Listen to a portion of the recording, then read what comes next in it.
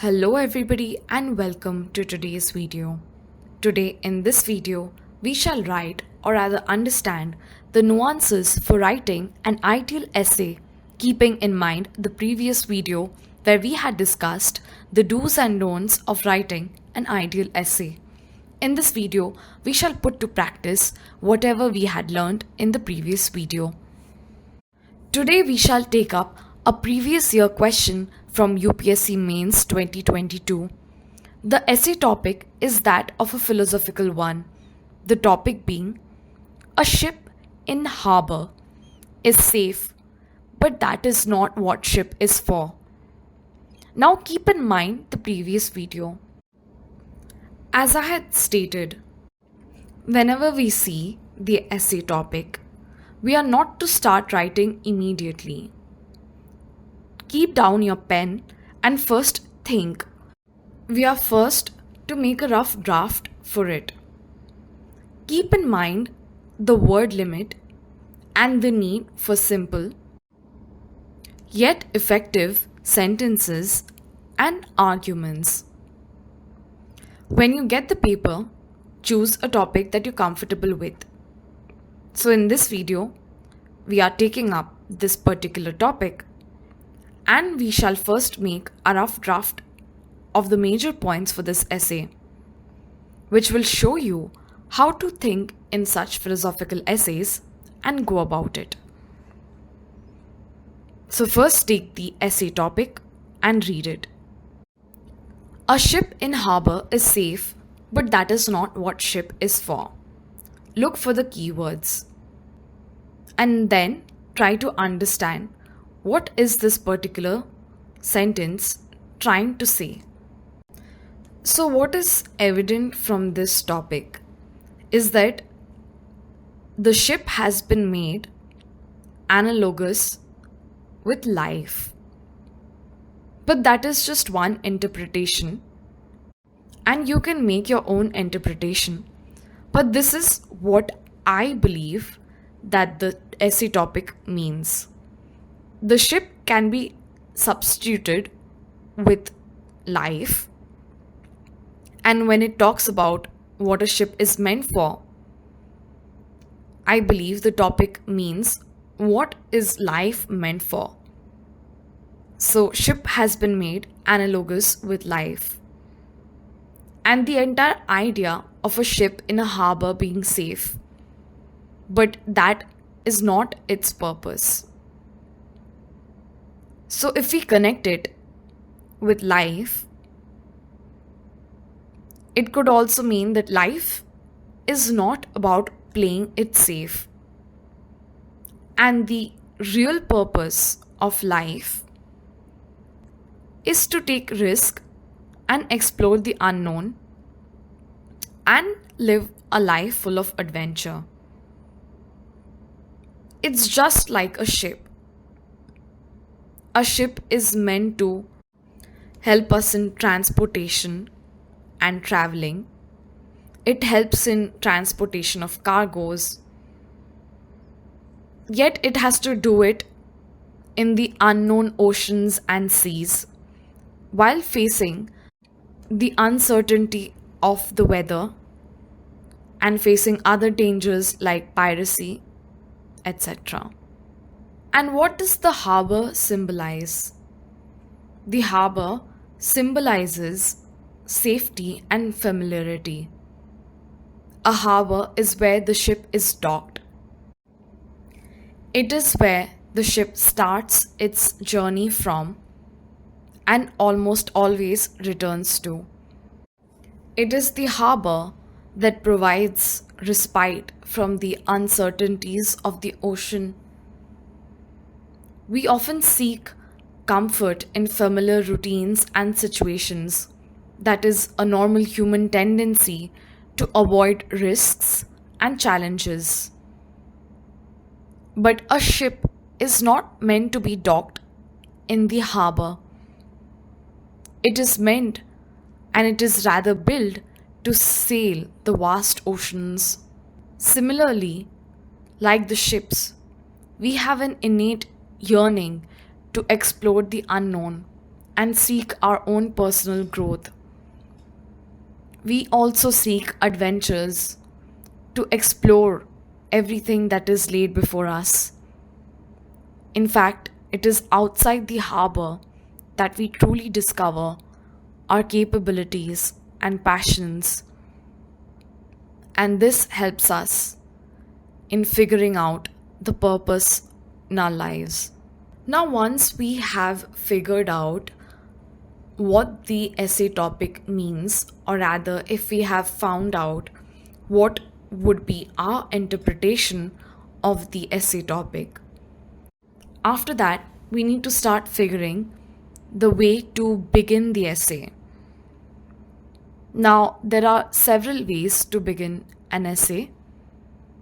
We can start with a quote, an anecdote, etc. And ideally, we should be preparing quotes for different virtues or keywords, as I had mentioned in my previous video, such as women empowerment, education, life, honesty, wisdom, kindness, etc.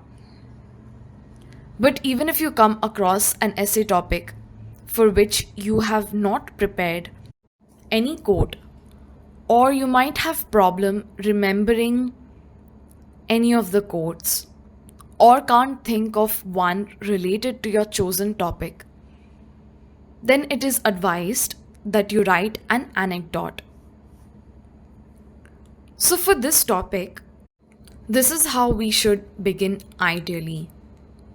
So we can start off by giving a generic quote such as, "What is life but a grand adventure?"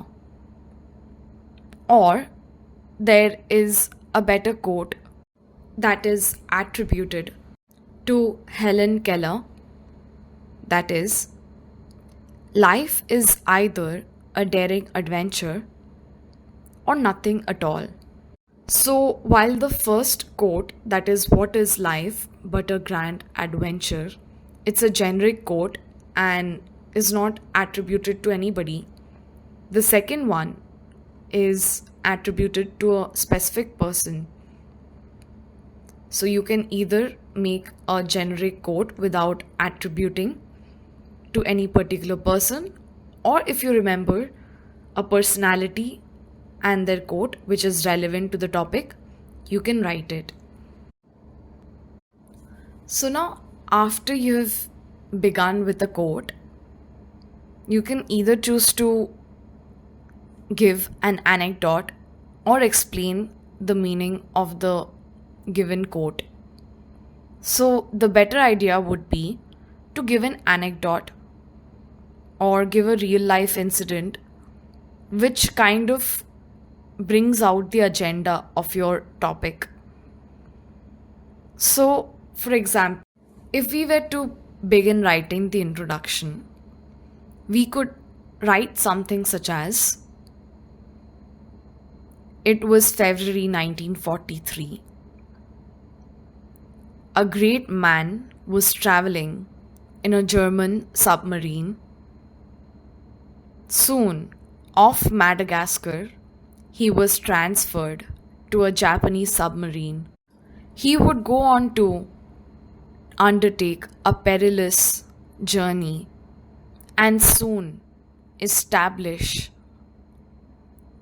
an Indian army that would be fighting for India's independence from the foreign soil." In the book of Bose, Life, Politics and Struggle, written by famous author Krishna Bose, the journey of Netaji Subhash Chandra Bose has been inscribed just to show how this great man had undertaken such greater risk in order to liberate his mother country, whom he loved so much. But remember that quoting books is optional, although it does create a great impression in the mind of the examiner. Or you can begin with a recent example, that of Shahid Captain Anshuman Singh. Recently, his widow had stated that before his death, Captain Anshuman Singh had said that I will die with a brass bullet. I will not die an ordinary death. So you can use these two examples to link to the fact that just the way ships sink, humans may also sink, but they go down making history. And one such example of a ship making history is that of Titanic. And examples of humans dying before making history or going down before making history is that of the great Netaji Subhash Chandra Bose or Captain Anshuman Singh. So one paragraph, that is your introduction, is nicely done by creating a good impression in the mind of examiner, as you have already said the agenda of the essay, which is basically that ship equals to life, and the adventures that a ship undertakes is equal to that of human ventures, and that is the entire idea of a ship and a human life. So now in continuation, you should ideally begin with sub-themes.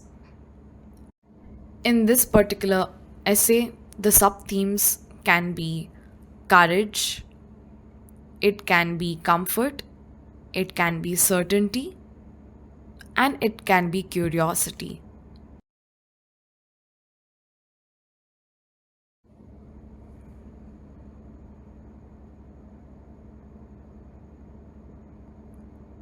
Now coming to the second part, let us set the theme as courage. Again, you can begin this paragraph with a quotation. A good quotation that comes to mind is that courage is not the absence of fear, but the triumph over it. This quote is attributed to Nelson Mandela. And if you do not remember the quote, you can also give an anecdote. There is a famous short anecdote that goes like this related to Nelson Mandela that you can write about, is that as a child, as a 5 or 6-year-old child, once Nelson Mandela was denied a toy or something of that sort. So Nelson Mandela, on being denied that, ran away from his house. When people realized that he had run away from the house, they went out in search of him but could not find him anywhere. Ultimately, a grandmother who lived in the neighborhood found him and asked him, "Child, are you not afraid of sitting here in the dark alone?" To which Nelson Mandela said, quote, "Fear, grandmama, what is fear?" Unquote. So you can use this anecdote to explain that lack of fear in Nelson Mandela had shaped him positively as he grew up to be a young man. And this person goes on to fight bravely against apartheid despite being imprisoned on several occasions. He conquered his fear of imprisonment and didn't stop fighting. He continued to fight till he secured his community the freedom and dignity that he desired and knew he was deserving of. So you can use this quotation and use the theme of courage and fear to link it to this topic by stating that since life is about taking risk, we must have that courage to venture out. It is true that we do not know what life holds, but one should not be afraid of about the unknown or the uncertain. Our lives are like the ships, and we are to make something out of our lives by taking risk and sailing towards adventures. And these ventures are what our lives are defined by. But often we choose not to take these risks out of fear of the unknown and because of our comfort in the known. So now that you have linked this topic with the sub-themes of fear and courage, you can again use this to beautifully link it to the idea of comfort. So in this part, we'll discuss about the concept or the sub-theme of comfort. Why we choose comfort in the known and seem to detest the unknown. You can talk about how societal conditioning has led to a don't fix if it ain't broken mentality in most of us. We seem to thrive in mediocrity as it seems safe, as what is known is okay. But what we don't know seems dangerous. This entire idea of seeking comfort in the known and resisting what is unknown is reflective of lack of creativity and confidence in ourselves. We choose to conform to safe way outs instead of exploring and applying ourselves in order to prepare ourselves for the uncertain. So far, if you realize that we began with a quotation, we moved on to an anecdote which lays out the theme of our essay, and the sub-themes have been defined as courage and fear, and linking it to how these are attributable to the concept of taking risk. And from this courage and fear comes the concept of comfort as well. We are linking it with the concept that we take comfort in what is known and we are afraid of what is unknown. Here we can give several examples of people who didn't choose comfort, and as the biggest example was given as that of Netaji Subhash Chandra Bose. You can give the example of how Netaji, despite being selected for the civil services, chose to give up a position that would have made his life certain in terms of comfort. For sure, he would have had money, the luxury, and the power and position. But that would have been very short-term, short-lived, fickle, and not in the large scale. Instead, Netaji chose the life of that of a freedom fighter.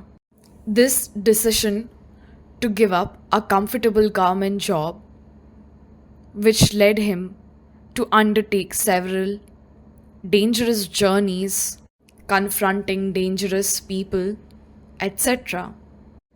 These uncomfortable situations is what shaped up Netaji to be the mass leader, well loved by millions and billions even today.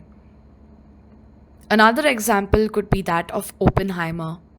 In the movie Oppenheimer, we see how Oppenheimer left the comfort of academia and, under difficult and uncomfortable situation, tried to make a seemingly unattainable thing, that is, an atomic bomb, which led to his name being inscribed in the pages of history forever. Another great example could be Alexander the Great, how he chose to leave his kingdom and go travel around the world in order to conquer it, and the fact that he faced several difficult situations, including diseases, difficulty in transportation and finding food for his soldiers, etc. He managed to conquer a huge part of the world, thereby leading to the title of Alexander the Great. Another example could be that of Malala Yousafzai. We have seen how this young girl had chosen the uncomfortable and unconventional path of teaching and advocating for the education of young girls and women. And for this, she almost paid dearly with her life. But she survived and conquered her fears and went on to become the youngest Nobel Prize for Peace awardee. So, with these examples, we are effectively showing how courage, lack of fear, and disregard for comfort has led to several people reaching for new heights and thus ensuring their names in the books of history.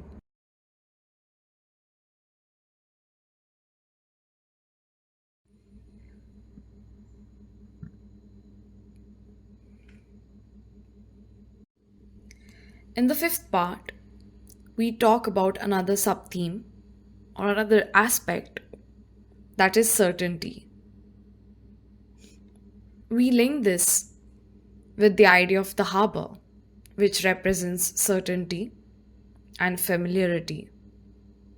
We can talk about how society loves the idea of certainty, and that is reflected in the concept of marriage or the trope that our parents tell us that go to school, after which go to college, and after that get a job, after which your life will be set. That is the certainty of the life's trajectory that we all seek. This is also another reason why several individuals prefer government jobs instead of venturing into private jobs or making startups or entering into businesses, because of the idea of certainty that a government job gives. And that is reflected in the Indian society, especially, which lags behind patent filing or any new invention because it is not sure if such uncertain ventures will pay off or not. There are few, like APJ Abdul Kalam, who choose the path less chosen.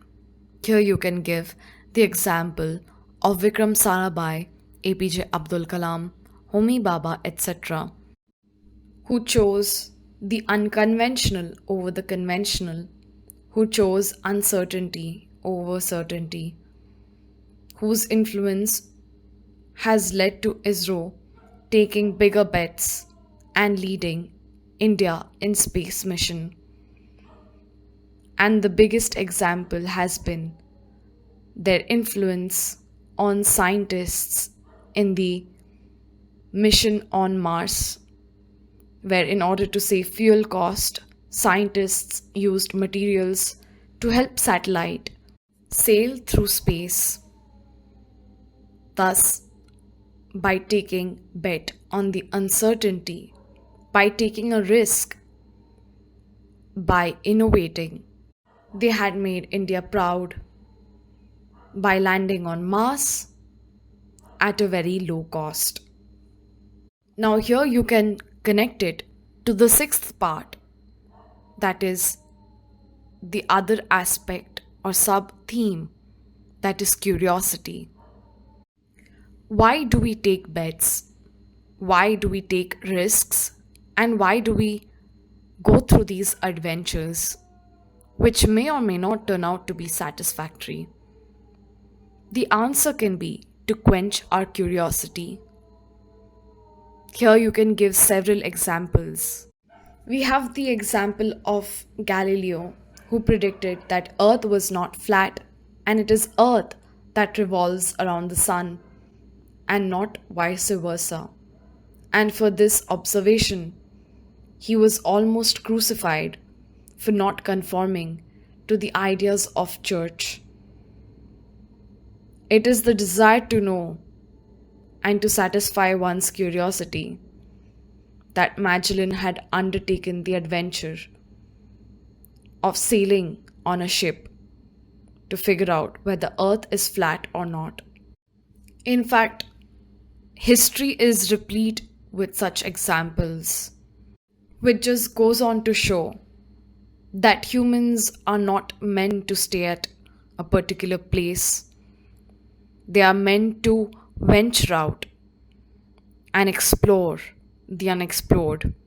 Humans are naturally inclined towards learning all of that which is not learned. So you can clearly see now the connection. From the beginning, we started with the understanding of the theme of the essay, or rather the essence of the essay, and we gave a sub-theme, that is fear and courage, from which we connected to the concept of comfort, which came from the concept of certainty, and eventually leading to the idea of satisfaction of curiosity. Now, in the seventh part, we will take a different route. So far, we have given our arguments in favor of the essay topic. We have explained how a ship is not meant to be docked at a harbor. It is meant to set sail and explore all that has not been explored. But here, we will deal a little with the cons of exploring that which is not explored. We will deal with the cons or the disadvantages of taking risk or bets that may not pay off. Here we can link this idea to the idea of investing in equity or stocks. Just like in economics or in finances, we are afraid of investing in equity or stocks for the fear of losing money. That is why we choose a safer route, such as fixed deposits, which pay a minimal interest.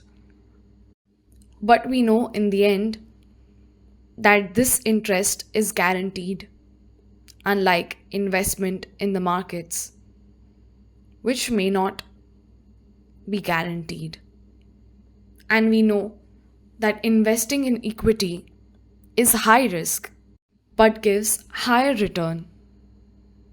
And this has been seen through examples of Warren Buffett. But the caveat that needs to be stated is that one must be knowledgeable before investing and patient in the long run, in the long term, as it always gives return. But this is not always so.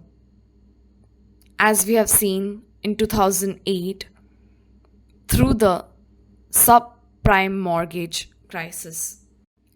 The 2008 financial crisis went on to show that not all bets will pay off. Even though people take calculated risk, sometimes too much of sense of adventurism might lead to a bad turn. Just the way millions of people were given loans after loans to buy houses, which led to a bubble whose eventual pricking led to the crisis. We also need to understand that bad bets, which are uncalculated or miscalculated, can come to bite us, just the way a ship which is deliberately taken through a bad weather route or pirate infested route, financial losses. Therefore, a demarcation must be done between risk that are calculated and risk that are miscalculated or done out of stupidity or naivety. And the biggest example we have seen in the Indian financial market through the scam undertaken by Harshad Mehta. So, here you can give other examples of why taking a risk is a bad idea and may not pay off. You can give example of Warren Buffett, who did take risk and whose bets had paid off. But it is not so with several millions of people even today, who may invest in the wrong stocks or in the unprofitable startup, or people who choose to leave their high paying private jobs to prepare for government exams but ultimately not clearing it despite several attempts. You can use other examples to reinforce the idea that not all risk will lead to advantages. Here, to make the essay a little interesting, you can give a heading or a hypothetical situation, such as imagine if Vasco da Gama never ventured to find India.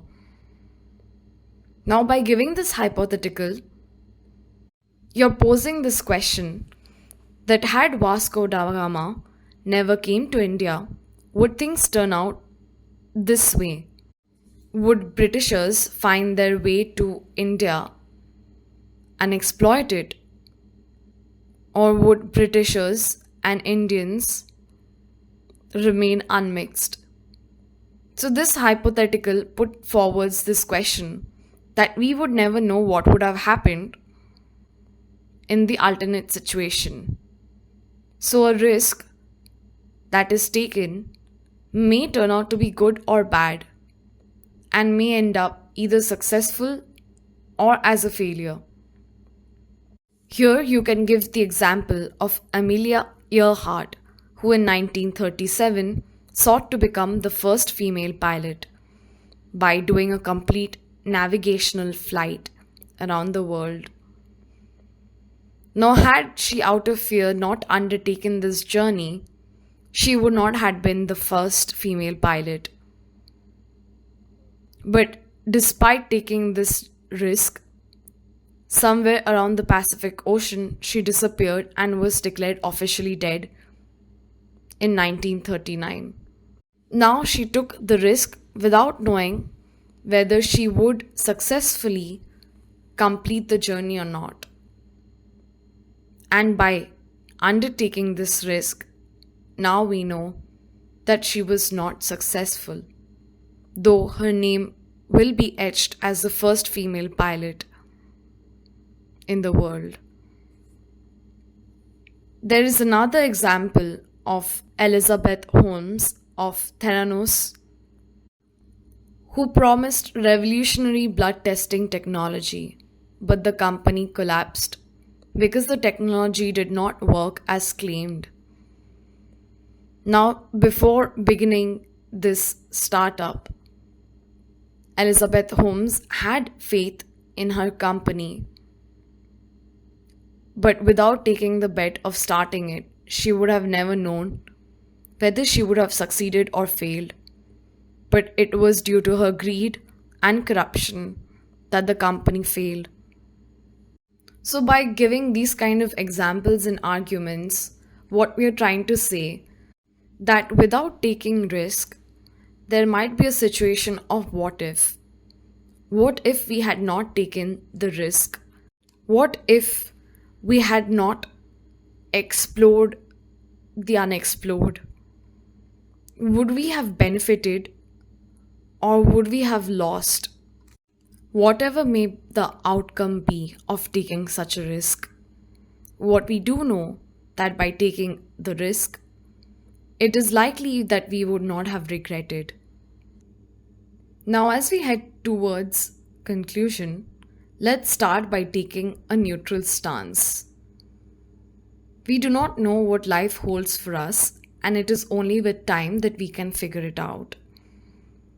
Taking risks may backfire, as in the case of the Theranos founder Elizabeth Holmes, but it may also not backfire, as in the case of Mark Zuckerberg, who dropped out of college.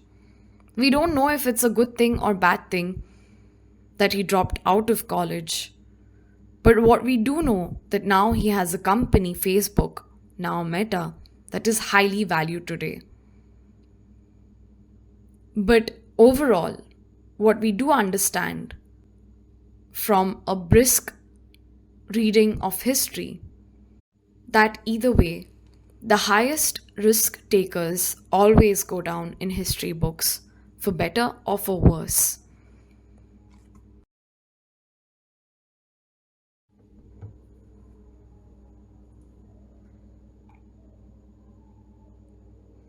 So, in the ninth part, where we head towards conclusion, we are supposed to be optimistic and suggestive of a solution. So, we can mention that since the time of Alexander conquering a good part of the world, to Vasco da Gama's ventures, to the current 21st century, the world has undergone several changes, and it is mostly because of venturing out, exploration. It is this appetite for risk that has led to this globalization, digitization, and the world of social media, which has led to opening of several avenues. Here you can give an example that earlier people who used to invest or open business were seen as high risk takers. But now this idea has been normalized, and more avenues have opened for people with risk taking appetite. For example, non fungible tokens or cryptocurrency investments. What we can deduce from this is that curiosity is our second nature. The need to know and explore far exceeds our need to remain stagnant, physically or intellectually. Although it has been tempered by society, this curiosity of ours, but it still remains. In the 10th and the final part, we can talk about the need for ships to sail in order to travel, to tour, to transfer cargo for purpose of transportation of people and goods, etc. A stagnant ship will wreak havoc for economy, for artistic and literary exchanges, hamper flow of ideas, etc.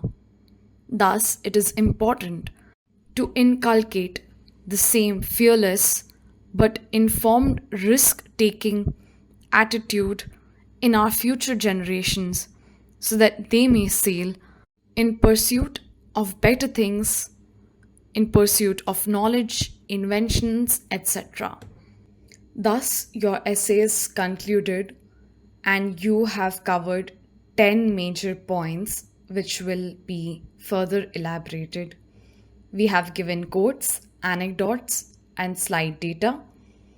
This is an example of a well rounded essay, but you may add more points, examples, etc. However, it is recommended not to overcrowd your essay. In this particular sample essay, the topic meaning has been explained, the facets, the sub-themes have been explained, counter arguments are given, and rounded off with a balanced conclusion, which is exactly what you need to do. So, now here's what you need to do: try writing a philosophical essay or write on the same topic by adding your own points and elaborate this further. These are, as I said, these are pointers, and you need to go in a bit more detail and have to write 1000 to 1200 words approximately. If you practice writing this essay, you will be able to identify your weak areas. You can check whether you're able to make up arguments, remember quotes, etc. So, this brings us to the end of our video. We hope that you found it informative for your exam preparations. Please click on the like button, share our videos with your friends, subscribe to our channel on YouTube, and follow us on Instagram. Thank you for watching this. I will see you in our next.